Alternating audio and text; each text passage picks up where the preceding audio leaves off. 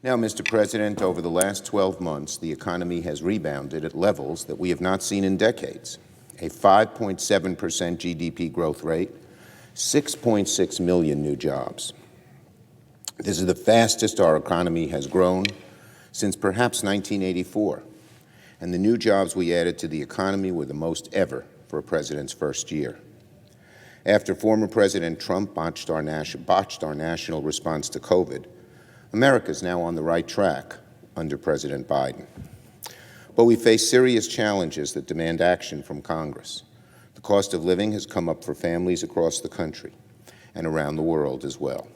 The destruction unleashed by COVID has decimated supply chains, strained the labor supply, and the effects of a global pandemic that began 2 years ago still reverberate today. These challenges demand action, and Democrats remain laser-focused on lowering costs for American families. Yesterday, our caucus met for our weekly lunch, where we held a spirited and enthusiastic discussion about ideas from our members of how we can lower costs and take action to do so. We talked about how we can continue working to lower child care costs, prescription drug costs, the cost of semiconductors, which is a huge driver of price increases across a wide variety of products, and things as basic and vital as the cost of food and meat. Lowering costs will continue to be a caucus-wide effort. We're not going to agree on everything, but we're all on the same page that we need to tackle the issue head-on. That's the difference between Democrats and Republicans.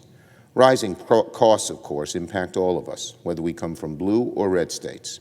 But Democrats are the ones laser-focused on showing where we stand and offering solutions that aim squarely at the problem.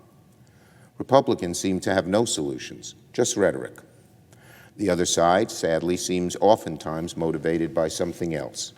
Rather than working with us in a bipartisan spirit, our Republican colleagues seem more comfortable giving speeches that go on and on about rising costs without offering any solutions. Complaining about the problem doesn't make inflation better. Proposing solutions does, and that's precisely what Democrats will continue focusing on. Over the next month and beyond, members from our side will continue offering a number of solutions that will lower costs and leave more money in people's pockets.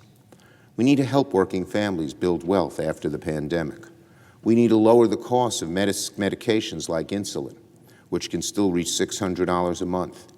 We need to relieve strained supply chains and increase domestic manufacturing on things like chips. And on that front, I'm hopeful that we can take bipartisan action soon. Our Republican colleagues, we hope, will join us in these efforts. Our members would welcome it. We've come a long way from the start of COVID, but we still have more to do. Democrats' goals are to make sure that job creation and wage increases of last year carry into this year. We're going to keep working on that this spring, and I hope to see our colleagues from the other side work with us to improve the lives of the American people. If we can keep wages growing and get costs down, the average American will have more money in his or her pocket to live a better life.